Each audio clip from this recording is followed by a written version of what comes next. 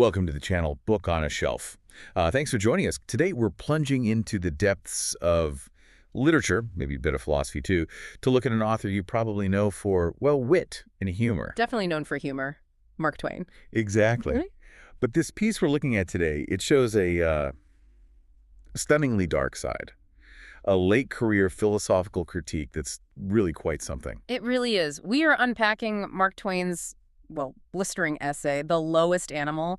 Sometimes you see it with the subtitle, Man's Place in the Animal World, which honestly might be even more revealing. Man's Place. Interesting. Yeah, and this is pure late Twain, post-1900 sort of vibe. The humor is definitely still there. You can't miss it, but it's been honed into this razor edge. Sharpened. Right. And it reflects this really profound cynicism he developed about, well, humanity's capacity for cruelty, for hypocrisy. It's quite bleak. And the core idea, the thesis, it's genuinely radical, isn't it? A total philosophical shakeup. Twain isn't just saying humanity has flaws. No, he's offering this wholesale satirical rejection of that fundamental Western idea of human supremacy. Exactly. The premise is startling, even today. He argues that the human race, if you judge us by our own proclaimed standards, morality, behavior. We're on rules. Yeah, by our own rules, we aren't the peak of evolution. Not even close. We are, in fact, the most morally deficient. We're the lowest species on the whole evolutionary chain. Wow. So he takes Darwin and just flips him upside down. Precisely. He looks at Charles Darwin's idea of ascent, man rising from the so-called beasts, and he completely inverts it. So instead of ascent. He postulates the descent of man from the higher animals. His argument is we didn't climb, we actually fell, and we picked up some uniquely horrific traits on the way down. And how does he even try to prove that? It sounds outrageous. Well, that's the genius of it. He adopts this very solemn, very authoritative language, mimics the scientific method perfectly, but then he systematically twists it. He saturates all his observations with this biting satire to deliver just a devastating indictment of human arrogance, of our self-importance. Okay, let's unpack this then. Our mission today is to really explore how Twain builds this argument piece by piece, how he uses that mock scientific approach and that incredibly sharp wit as his weapons against, well, our smug self-regard. Sounds like a plan.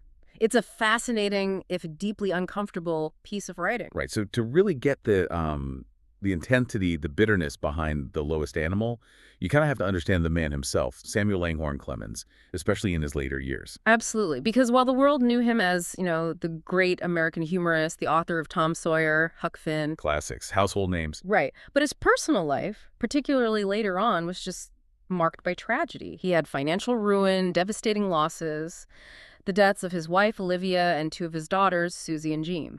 That must have taken a huge toll. Oh, undoubtedly.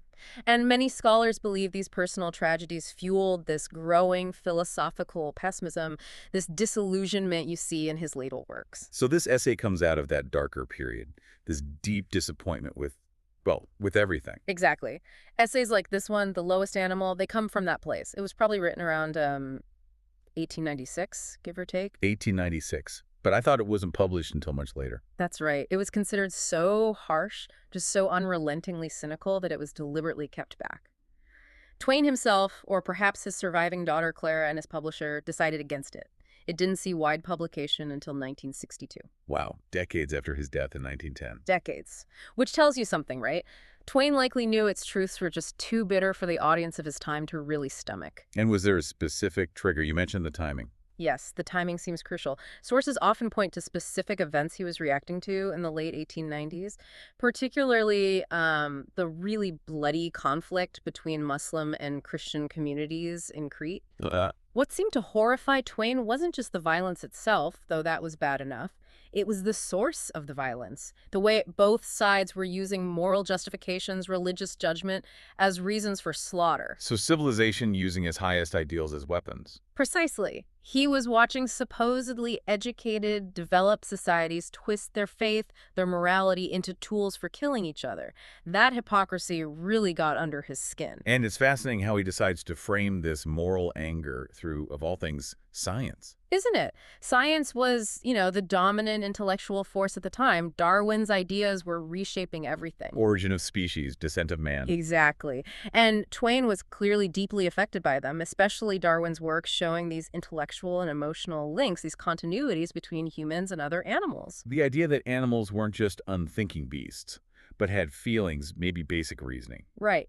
Darwin suggested complex emotions, rudimentary tool use, basic reasoning in animals. Twain totally bought into that continuity, but he drew the polar opposite conclusion about where humans stood in the hierarchy. So instead of seeing that continuity as elevating animals, he saw it as gamming humans. Kind of, yeah. His thinking seems to be, if animals are capable of reasoning and emotion, why do they seem morally superior to us in so many ways? Why aren't they the cruel ones, the greedy ones? He argues that our special quality, the human mind, our moral sense, it's not an upgrade, it's actually a corrupting influence. That's the core of it. He insists evolution didn't lead to humanity's ascent from the beasts. No, the original higher animals suffered this terrible descent, a devolution into the human race. And we're distinguished by cruelty, greed, hypocrisy, all the things he skewers in the essay. Exactly, those things. And you have to understand, this wasn't just like an abstract thought experiment for him. He lived this philosophy. To a degree, yes. He put his money where his mouth was, so to speak. He became a really prominent American voice for animal welfare in the late 19th, early 20th century. Really? Like what? Well, we know he was passionately anti-vivisection, absolutely opposed to experimenting on live animals, and he had nothing but contempt for blood sports. Hunting for fun, cockfighting. Despised it, saw it as pure, gratuitous cruelty, so that real-world activism, that genuine feeling for animals, becomes the engine driving the satire in this essay. So the lowest animal isn't really about zoology at all. Not fundamentally. It's about channeling his rage, his profound disappointment with human failings, our collective greed, our staggering ability to be hypocritical, and maybe above all, our immense arrogance. Our belief that we're the center of the universe. Precisely. And for Twain, how we treat animals is just one symptom of the same moral disease that makes us wage war, exploit each other economically.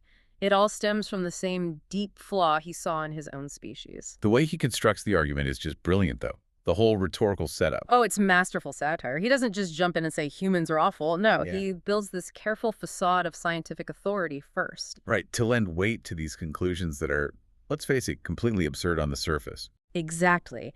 He claims his long, detailed study of the lower animals, so-called, produced results so damning, so humiliating, he says. Humiliating. Yes. That he felt obliged to renounce the cherished Darwinian theory of ascent. Like he had no choice. The evidence was just too strong. He really leans into the persona of the serious researcher, doesn't he? The methodical scientist. Perfectly. It's crucial for the satire. He assures us, he used the rigorous scientific method. He subjected his ideas, his postulates to the crucial test of actual experiment. The crucial test. And then supposedly verified everything through months of painstaking and fatiguing work. He even gives us a location, the London Zoological Gardens. That detail about the months of painstaking and fatiguing work, that's pure Twain, isn't it? Textbook Twain. It's hyperbole, it's exaggeration, designed to make you, the reader, immediately question the whole idea of applying cold, objective science to something as subjective as morality. You picture him there, notebook in hand, intensely observing a cat. Exactly.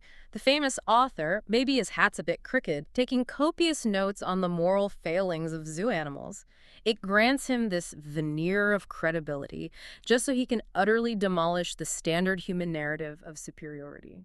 And this mock research, it leads him to lay out these foundational points, these generalizations. Right, 3 generalizations, and they're completely satirical, but they provide the framework for all the evidence that follows. What are they? Well, the first 2 sound pretty straightforward, almost like they could be from a biology text of the time. Sets the baseline. First, the human race is one distinct species. Okay. He acknowledges, variations, color, size, mental ability due to climate or whatever, but fundamentally one distinct species. Different from all others. That's key for analyzing its unique flaws. Makes sense. And the second? Second, quadrupeds, the 4-footed animals, are another distinct family. Again, acknowledges variations, color, size, diet, but classifies them together. Simple taxonomy, these are the higher animals he'll contrast us with. Okay, still sounds vaguely scientific. But then comes the twist, the punchline. The third generalization completely flips the script. He says all the other animal families, birds, fish, insects, reptiles, they're just links in the great chain of life. Okay. But the chain stretches down from the higher animals to man, positioning humanity at the bottom. At the bottom. We are, he asserts, the final, most degenerate, most morally bankrupt stage of evolution. We didn't evolve up, we devolved down. That's quite a claim. And you mentioned something about reductio ad absurdum. Yes, that's exactly the rhetorical strategy he's using here brilliantly. It's where you take a premise that's widely accepted, in this case, human superiority. Right, everyone just assumes that. Assumes it, yes. Yeah. And then, by applying rigorous logic and supposed evidence, you follow that premise until it leads to a conclusion that's utterly absurd, completely contrary to the starting point. In this case, human moral inferiority. So he's using the language and method of science to essentially disprove the scientific consensus about human moral standing. Precisely. Using science to disprove science, in a way. He's demonstrating that this powerful human mind, the thing that gives us technology and art, All our achievements. is also the unique source of every truly appalling disaster. Why? Because of its scheming flexibility, as he might put it, our ability to rationalize, to justify, to twist things. That's our downfall. Okay, so he's laid the groundwork, this mock scientific foundation. Now he brings in the evidence, the experiments. Exactly. Now come the examples, the curious experiments, as he calls them, that supposedly proved his theory of human moral descent. And the first one is maybe the most powerful. It tackles cruelty specifically, wanton destruction versus simple necessity. And this is the Earl and the Anaconda story. That's the one. It's devastating. He sets up this comparison. First, the English Earl. Right. Twain recounts this story, possibly based on a real account, possibly embellished, of an English Earl organizing this huge buffalo hunt out on the American Great Plains. It was partly for sport, partly to stock the expedition's food supply, their larder. That sounds typical for the time, unfortunately. Right. And the hunt was wildly successful in a grim way.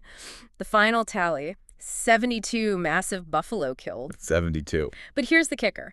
The crucial detail that Twain hammers home, how much did they actually use? They ate part of one buffalo. One. What happened to the rest? 71 magnificent animals left to rot on the plains, destroyed purely for the pleasure of the chase or maybe just gross excess. This, for Twain, is quintessential human behavior. Slaughter for entertainment, sheer wastefulness, wanton destruction. Okay, that's pretty damning. How does the anaconda compare in his experiment? Well, he contrasts this with his supposed experiment at the zoo. He says he put 7 young calves into the anaconda's cage. 7 calves with an anaconda. That sounds dangerous. Well, remember, it's likely satirical exaggeration, Fair. but the point is the anaconda's reaction. Acting purely on instinct, physical need, it immediately killed and swallowed 1 calf. Just run. Just 1, and then Yep. it apparently retired to digest. Yeah. Showed no further interest in the calves and no disposition to harm them. It took exactly what it needed to survive, and then it stopped. Ah, I see the comparison now. It's brutal, isn't it? The anaconda, the lower animal, isn't cruel. It kills out of necessity. The Earl, the higher human, is cruel. He wantonly destroys what he has no use for. He inflicts pain and death for pleasure, for sport, for reasons completely beyond survival. And Twain's conclusion from this. It drives home his main thesis. He says the anaconda clearly wasn't descending from the Earl. No, it was the other way around. The Earl must have descended from the anaconda. And had lost a good deal in the transition. I remember that line. Exactly. That uniquely human cruelty, the ability to inflict pain just because we can or because it's fun or because we want way more than we need, that's the newly acquired degenerate trait we got in our descent. That idea of taking more than you need, that links directly to his next point, doesn't it? Avarice. Greed. Directly. He argues that avarice, extreme greed, is another vice exclusively reserved for humankind. He points to men who accumulate millions, far more than they could ever possibly spend, and who scruple not to cheat the ignorant and the helpless to get even more. The relentless pursuit of wealth beyond any rational need. Right. And again, he claims to have tested this experimentally. He says he gave, I think, 100 different species of animals, wild and tame, the chance to hoard vast stores of supplies, far beyond their needs. And what happened in this experiment? Complete failure from the human perspective anyway. The animals wouldn't do it. They wouldn't hoard? Nope. Animals like squirrels, bees, birds, they gather what they need. Meticulously, yes. But once they have enough for, say, the winter, they stop. They just stop. That's his claim. You cannot persuade them, he says, either honestly or by chicane, which is a great word. Chicane means trickery. Yeah, clever deception, swindling. The very mental gymnastics Twain sees as core to human finance and accumulation. You can't bribe or trick a squirrel into gathering nuts it doesn't need. But humans, we build entire systems around it. So again, it's our intellect, our minds that are the problem here. That's his argument. Our minds are uniquely flawed in this specific way. We are avaricious and miserly. The higher animals are not. That powerful, flexible human brain, the thing that lets us plan and reason, it turns against us. It enables the scheming, the lying, the exponential selfishness that goes way beyond anything you see in nature. And he suggests it's almost systemic, like one greedy person forces others to become greedy just to survive. Yes, he hints at that complex dynamic, the faulty development of minds responding to other faulty minds.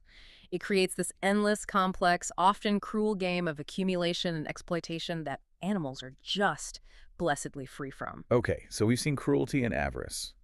But Twain goes deeper, right, into actual conscious morality, the sense of right and wrong. He does, and this is where the argument gets even sharper, maybe even more uncomfortable. He suggests that our ability to rationally analyze right and wrong is precisely what makes us so dangerous. How so? Because, unlike animals, we know when we're doing something wrong.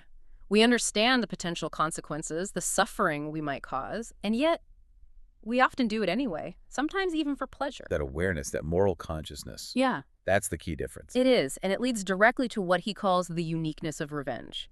He argues, quite forcefully, that humans are the only animal that does this. Knows what, Big Sal? Harbors insults and injuries, broods over them, waits till a chance offers, then takes revenge. Think about that. Nursing a grudge, planning retaliation. Holding on to anger for weeks, months, years. Exactly. This deeply satisfying yet totally destructive passion. Unknown, he claims, to the higher animals. They might fight in the moment, but they don't plot vengeance days later. And we do it even though we know it's wrong. That's his point. We pleasure ourselves in revenge. We dwell on past slights. We meticulously plan how to get back at someone, all while some part of our brain knows this is fundamentally wrong and bad. It's self-centered, this human judgment of fairness that fuels vindictiveness. No other animal dedicates mental energy to planning delayed suffering for someone else. Wow. Okay, then he moves into sexual morality, which sounds like tricky ground. Very tricky, and he uses a comparison designed to provoke deliberately. He claims man occupies a far lower place than the rooster. Lower than a rooster? How does he figure that? Well, he observes that roosters keep harems, multiple hens, but he says they do so by the consent of the females. They are his concubines, by agreement, essentially. Nature's arrangement. So, in Twain's view, no real wrong is done there because there's consensus within that system. Okay, and humans? Humans, he says, also keep harems, or historically did, and in some places still do. But how? By brute force, and crucially, privileged by atrocious laws which the other sex was allowed no hand in making. Ah, so it's not about the number of partners, it's about coercion and unjust laws. Exactly. The atrocity isn't polygamy itself in his comparison, it's the structural evil. Laws made by one group to enforce dominance over another, backed up by force. That combination of legal injustice and physical coercion, that's what pushes humanity down the moral scale, far below the simple consensus-driven behavior of the rooster, in his example. That leads into maybe the most famous bit from the essay, right? The part about the cat. Yes, the cat and the devastating idea of consciousness being our downfall. It's a brilliant insight. He observes that cats, well, they're notoriously loose in their morals, especially sexually. Promiscuous. Sure, everyone knows that about cats. But Twain argues they're not consciously so. They lack the human moral framework. They operate without guilt or shame. They are, in a sense, innocent. Okay, innocent and man. Man, in his supposed descent from the cat, remember it's satirical descent, we kept the looseness, the promiscuous tendencies. Right. But we disastrously left behind the unconsciousness, the saving grace which excuses the cat. The saving grace. Because they don't know any better. Exactly. The cat is innocent because it lacks moral awareness. Man is not innocent because we do possess that awareness. We act despite knowing the moral implications, or we invent moral systems to justify our actions. That conscious knowledge of potential sin or wrongness, that's the damning trait separating us. And does he connect that consciousness to other things, like shame? Immediately. He argues that consciousness directly leads to the invention of uniquely human concepts like indecency, vulgarity, obscenity. These things are strictly confined to man. Animals don't have dirty jokes. Precisely. Animals hide nothing about their bodies or natural functions. They aren't ashamed. Man, however, covers himself up. Why? Not for warmth necessarily, but because he possesses a soiled mind, a mind capable of conceiving shame, impurity, lewdness.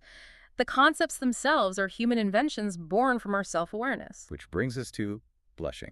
Yes. The grand finale of this section, people often define humans as the animal that laughs. Twain sort of dismisses that. He says, well, monkeys laugh, maybe the Australian laughing jackass laughs too. It's not unique enough. So what's his unique defining trait for humans? He proposes something far more revealing and much more damning. Man is truly the animal that blushes. Blushes. We are the only creature, he claims, who does it. Or, more importantly, the only creature who has occasion to do it. The reason for blushing. Exactly. Blushing is that involuntary, visible sign of guilt, shame, embarrassment. Darwin himself called it the most peculiar and the most human of all expressions. Twain seizes on this. So blushing is proof. It's the ultimate tragicomic proof for Twain. It encapsulates the human tragedy. We possess this moral sense, this awareness of right and wrong, yet we constantly betray it. And the blush is the body's involuntary admission of that failure. It's physical evidence of our moral self-awareness combined, tragically, with our frequent moral failure. So Twain has dissected individual human failings. Cruelty, greed, revenge, conscious immorality. But he doesn't stop there, does he? He scales it up. No, he understands that these individual flaws become exponentially more destructive when they get organized, when they become collective. So he turns his sharp gaze to the ultimate social vices. The peak of organized human cruelty. Which are? War and religious fanaticism. Right, war first. He calls it the atrocity of atrocities, doesn't he? He does. Man, he argues, is the only animal that organizes itself into huge groups, into armies, for the specific purpose of mass slaughter of its own kind. Goes forth in cold blood and with calm pulse to exterminate his kind. Yeah. That line is chilling. It is, and he contrasts this sharply with animal violence. Animals might fight, yes, but it's usually immediate over territory, food, mating rights. It's rarely, if ever, cold, calculated, collective murder planned weeks or months in advance. And he really focuses on the professional nature of human warfare, too. Yes, he reserves special contempt for that. The idea of humans marching out in cold blood, not out of personal anger or need, but for sordid wages, just pay. To kill strangers. Strangers of their own species who have done them absolutely no personal harm. He specifically mentions historical examples, like the Hessian mercenaries used by the British against the American colonists. Right. Or Prince Louis Napoleon, who apparently hired himself out to fight with the British against the Zulus. People paid to inflict mass, organized, indifferent violence.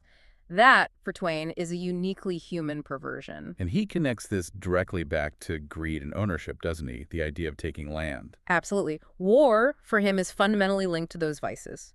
Man is the only animal who systematically robs his helpless fellow of his country, seizing territory by force and bloodshed. He has that line about how basically no land is truly owned rightfully. Yeah, he asserts something like, not an acre of ground on the globe is in possession of its rightful owner, because every single piece of territory has been taken and retaken over and over through violence and conquest throughout history. It's a cycle of theft legitimized by force. Which leads him into another paradox, slavery. Exactly. Another uniquely human institution, in his view. Man is the only animal who enslaves others of his own kind. And paradoxically, He's also the only slave. Right. He includes not just chattel slavery, the horrific system he obviously abhorred and fought against in his writing. But also what he calls wage slavery. Yes, the modern economic system where one person is essentially enslaved to another for meager wages, barely enough to survive, and that wage slave might even have other lower-paid workers under him also trapped. So only animals are truly free. That's his provocative conclusion on this point. The higher animals are the only ones who truly provide their own living and possess genuine liberty, free from these human systems of exploitation and enslavement. And this critique extends even to things like patriotism. Oh, definitely. Patriotism gets the full Twain treatment. Man is the only patriot, he declares. What does he mean by that? He means man is the only creature who deliberately sets himself and his group apart, defines himself by his nation or tribe, and then instinctively sneers at other nations, other groups. Building walls, metaphorical or real. Exactly. And maintains these multitudinous uniformed assassin soldiers on permanent standby at enormous cost. Why? just to grab slices of other people's land or to protect the land he's already grabbed. The hypocrisy is what gets him. Claiming universal brotherhood while maintaining massive armies poised for slaughter, that's peak human foolishness for Twain. Okay, so war, slavery, patriotism, all symptoms of deeper flaws. Huh? But then he gets to what seems like the ultimate target, religion. Yes, this is where it gets really critical. The final and arguably most scathing critique is absolutely reserved for religion, the very thing that supposedly elevates humanity morally. Man is the only religious animal. The only one. And of course, with typical Twain sarcasm, he notes that man possesses several true religions. Plural, implying conflict right from the start. And the terrible irony is, The ultimate bitter irony is that this very moral sense, the one often provided and codified by religion, becomes the justification for our absolute worst cruelties. that famous line. He loves his neighbor as himself and cuts his throat if his theology isn't straight. It's brutal, but it captures his point perfectly. He argues religion has caused more suffering than anything else. Pretty much. He says that in the endless pursuit of abstract concepts like happiness, salvation, or a specific version of heaven, religion has made a graveyard of the globe. Strong words. Does he back that up? He tries, listing historical examples of massive slaughter committed in the name of faith or ideology. The brutality under the Roman Caesars, the wars of faith spreading Islam in Muhammad's time, the horrors of the Spanish Inquisition, the Protestant Catholic persecutions during Queen Mary's reign in England. All atrocities committed not out of hunger or self-defense. But out of abstract intellectual disagreements. Disagreements about theology, about the right way to worship the same God, often. Which leads us to his final, most famous experiment, the one with the cage. Ah, yes, the cage experiment. It's designed to satirize the entire bloody history of theological conflict in one grim vignette. What does he claim he did? He claims he gathered a diverse group of religious adherents, these reasoning animals, and put them all together in one large cage. Who's in there? A real mix, designed for maximum potential conflict based on the prejudices of his time. An Irish Catholic, a Scottish Presbyterian, a Turk representing Islam, a Greek Christian from Crete, bringing that initial context back. Right, the conflict that sparked the essay. Exactly. An Armenian Christian, an American Methodist, a Buddhist, a Brahmin Hindu, and even a Salvation Army colonel. A whole spectrum of beliefs. Okay, so all these different believers in one cage, what happens? He supposedly leaves them alone for 2 days. Now remember, in an earlier experiment, he'd put a cat, a dog, a rabbit, a fox, a goose, squirrel, doves, and a monkey together in a cage. And they got along. Perfectly harmonious, he claims. Lived together affectionately, no conflict. But when he returns to the cage of the reasoning animals, the religious adherents, What does he find? chaos. But a chaos of gory odds and ends of turbans and fezzes and plaids and bones and flesh. Not a specimen left alive. My God. It's shocking imagery. And then comes the absolutely chilling final punchline. The explanation for the carnage. Which is? These reasoning animals had disagreed on a theological detail and carried the matter to a higher court. Wow. The very capacity that supposedly elevates us, our intellect, our ability to reason, to grasp abstract theological concepts, is precisely what enables us, uniquely among all animals, to slaughter our own kind over disagreements about those very concepts. It's the ultimate indictment. Hashtag tag outro. So Twain's experiments, obviously satirical, full of exaggeration, but they build this incredibly powerful cumulative argument, don't they? They really do. It's relentless. And his goal, you feel, wasn't just to say, humanity is damned, forget it.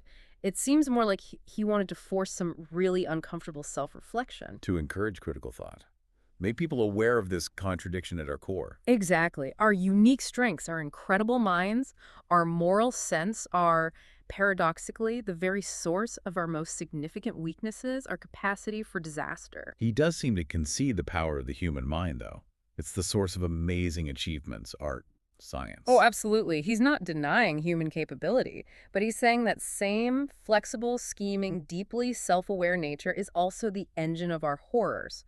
And that fundamental contradiction is what makes peaceful coexistence, for our species anyway, just so incredibly difficult. Incurably difficult, maybe. So what's the takeaway then? What does this all mean for us reading this today? Is it just pure pessimism? I don't think it's just pessimism. There's a challenge in there, too. Twain seems to believe, or maybe desperately wants to believe, that our minds, brilliant and flexible as they are, could be strong enough to rise above all the lower desires and temptations. We have the capacity. We have the consciousness that animals lack, that should allow us to judge between true, compassionate values and those faulty, selfish ones he describes. So the question he leaves us with is, if we have this moral sense we're always boasting about, why are we constantly behaving in ways that embarrass us when compared to the so-called lowest animals? Precisely. Why are we so embarrassed by those comparisons if we're truly superior? He uses that harsh satire, that contemptuous language like a shock treatment, trying to jolt his readers and us out of our smug complacency about our own moral standing. It's like he's holding up a mirror, a very warped and ugly mirror, but one reflecting some real truth. And his final conclusion is just devastating. He basically says that human history, filled with all these wars, hypocrisies, and cruelties, is nothing more than the fantastic record of a maniac. A maniac. Yeah. If our intellect is so great, he asks, why is our actual ability to just live together, simply, affectionately, peacefully, why is that capacity so incurably foolish? Especially when compared to that harmonious cage of mixed animals. The cat, the dog, the rabbit, fox, goose, squirrel, doves, monkey, all living together. That peaceful cage becomes his final, enduring measuring stick. And against that simple image of coexistence, humanity's record looks, well, profoundly degenerate. It's a deeply provocative thought to end on. It certainly is a powerful, unsettling critique indeed. Well, that wraps up our deep dive into Mark Twain's The Lowest Animal. A challenging piece, but definitely worth wrestling with. Thank you so much for joining us here on Book on a Shelf. Thanks for having me. It was illuminating, if grim. Yes, definitely grim at times. If you found this discussion interesting, please do be sure to like, share, and subscribe to the channel. It really helps us out. And stay tuned for the next episode where we'll delve into another fascinating text. Thanks for listening.